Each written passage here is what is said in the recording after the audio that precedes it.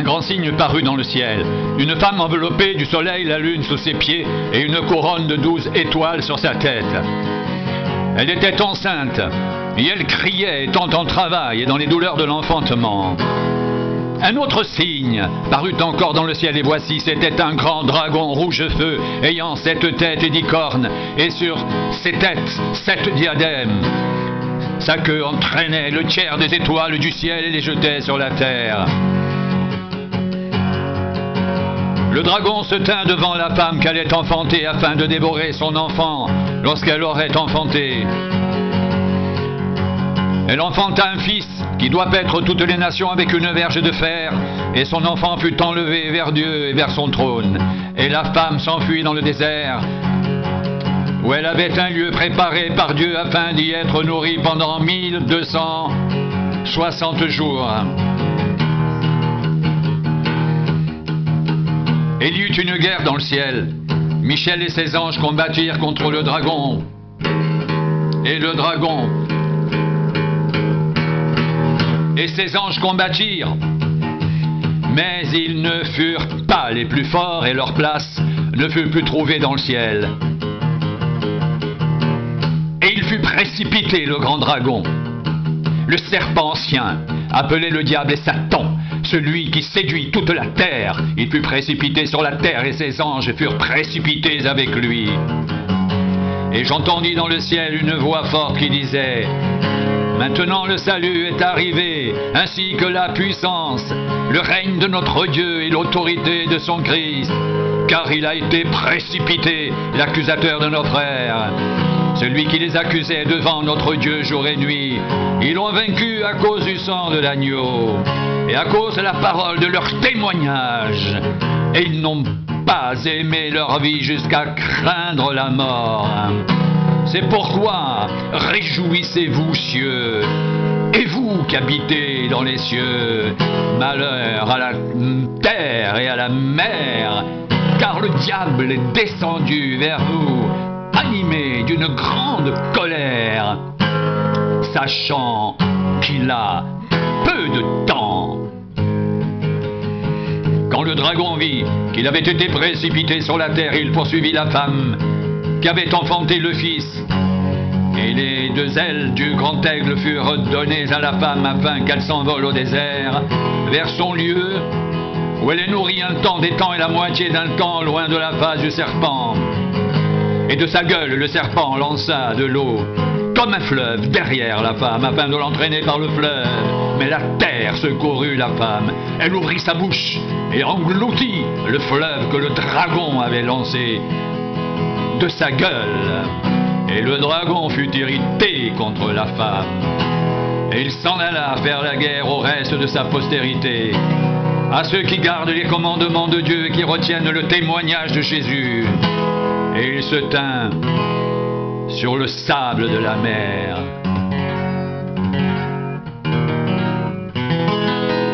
Puis je vis monter de la mer une bête qui avait 10 cornes et 7 têtes. Et sur ses cornes 10 diadèmes, et sur ses têtes des noms de blasphème. La bête que je vis était semblable à un léopard, ses pieds étaient comme ceux d'un ours et sa gueule comme une gueule de lion.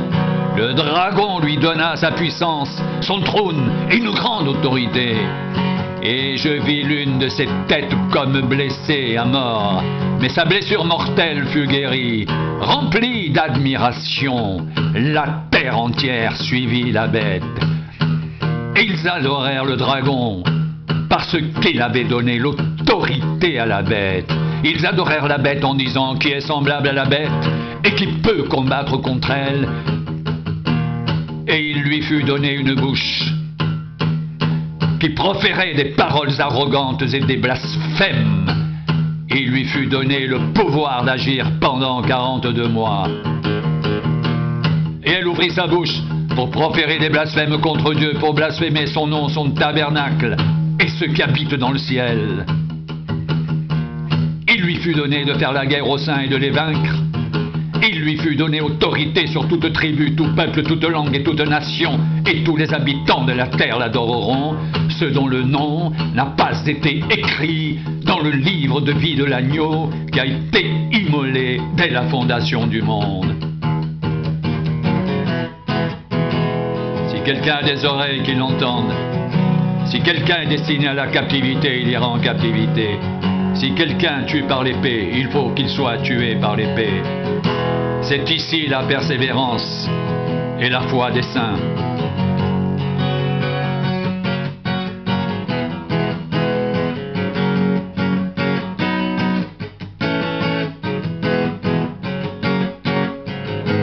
Puis je vis monter de la terre une autre bête qui avait 2 cornes semblables à celles d'un agneau et qui parlait comme un dragon. Elle exerçait toute l'autorité de la première bête en sa présence.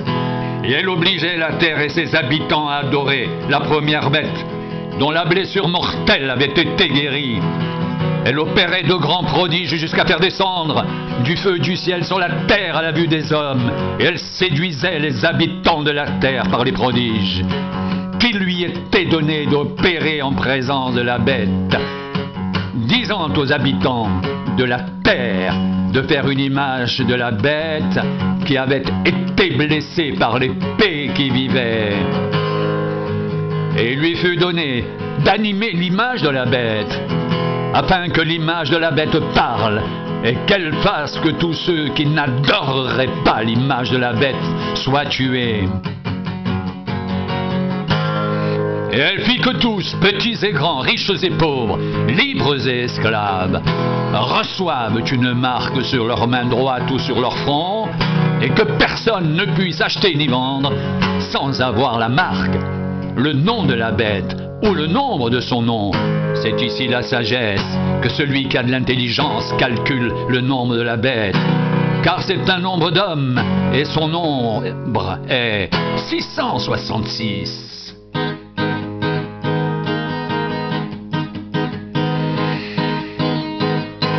Je regardais, voici l'agneau se tenait sur la montagne de Sion et avec lui 144 000 personnes, qui avaient son nom et le nom de son père écrit sur son front. J'entendis du ciel une voix comme un bruit de grosses eaux, comme le bruit d'un grand tonnerre, et la voix que j'entendis était comme celle de joueurs de harpe jouant de leur harpe. Ils chantaient un cantique nouveau devant le trône et devant les 4 êtres vivants et les vieillards. Et personne ne pouvait apprendre le cantique si ce n'est les 144 000 qui avaient été rachetés de la terre. Ce sont ceux qui ne se sont pas souillés avec des femmes, car ils sont vierges. Ils suivent l'agneau partout où il va. Ils ont été rachetés d'entre les hommes comme des prémices pour Dieu et pour l'agneau. Et dans leur bouche, il ne s'est point trouvé de mensonge, car ils sont irréprochables.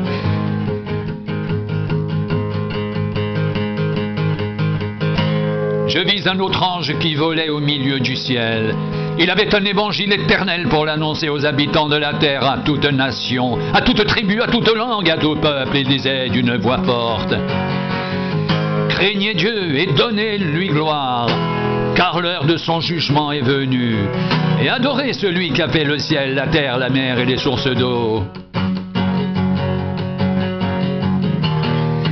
Un autre, un second ange suivit en disant: elle est tombée, Babylone la grande, qui a abreuvé toutes les nations du vin de la fureur de sa débauche.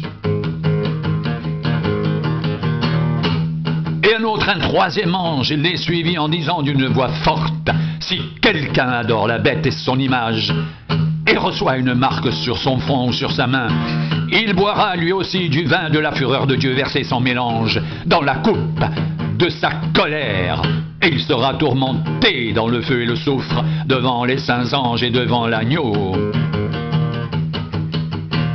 Et la fumée de leur tourment monte au siècle des siècles, et ils n'ont de repos ni jour ni nuit, ceux qui adorent la bête et son image, et quiconque reçoit la marque de son nom. C'est ici la persévérance des saints qui gardent les commandements de Dieu et la foi de Jésus. Et j'entendis du ciel une voix qui disait: écris, heureux dès à présent les morts qui meurent dans le Seigneur, oui, dit l'Esprit, afin qu'ils se reposent de leurs travaux, car leurs œuvres les suivent.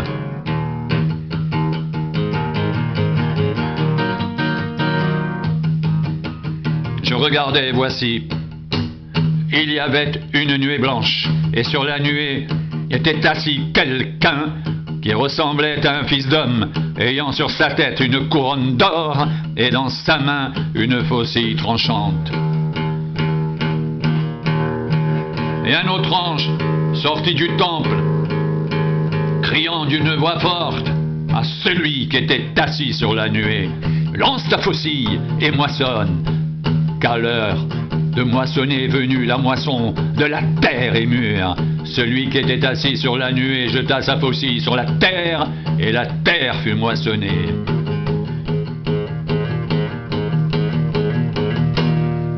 Un autre ange sortit du temple qui est dans le ciel, ayant lui aussi une faucille tranchante.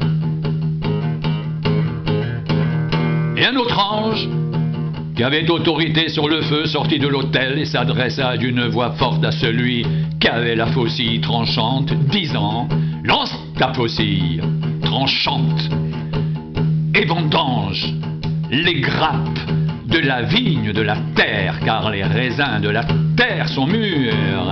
Et l'ange jeta sa faucille sur la terre. Il vendangea la vigne de la terre et jeta la vendange dans la grande cuve de la colère de Dieu. La cuve fut foulée hors de la ville, et du sang sortit de la cuve jusqu'aux morts des chevaux sur une étendue de 1600 stades.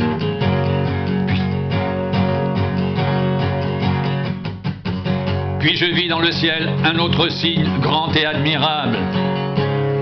7 anges qui tenaient 7 fléaux, les derniers, car par eux s'accomplit la colère de Dieu. Et je vis comme une mer de verre mêlée de feu. Et ceux qui avaient vaincu la bête, son image et le nombre de son nom étaient debout sur la mer de verre, ayant des harpes de Dieu. Ils chantaient le cantique de Moïse, le serviteur de Dieu, et le cantique de l'agneau en disant: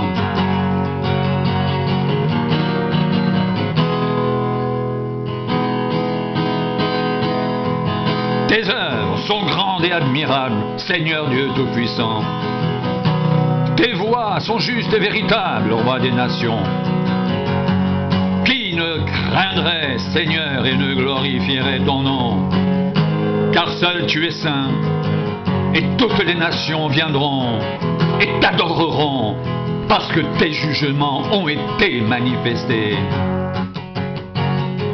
Après cela, je regardais, et le temple du tabernacle du témoignage fut ouvert dans le ciel. Les 7 anges qui tenaient les 7 fléaux sortirent du temple revêtus d'un lin pur éclatant, ayant des ceintures d'or autour de la poitrine. L'un des 4 êtres vivants donna aux 7 anges 7 coupes d'or, pleines de la colère du Dieu qui vit au siècle des siècles. Le temple fut rempli de fumée à cause de la gloire de Dieu et de sa puissance. Et personne ne pouvait entrer dans le temple jusqu'à ce que les 7 fléaux des 7 anges soient accomplis.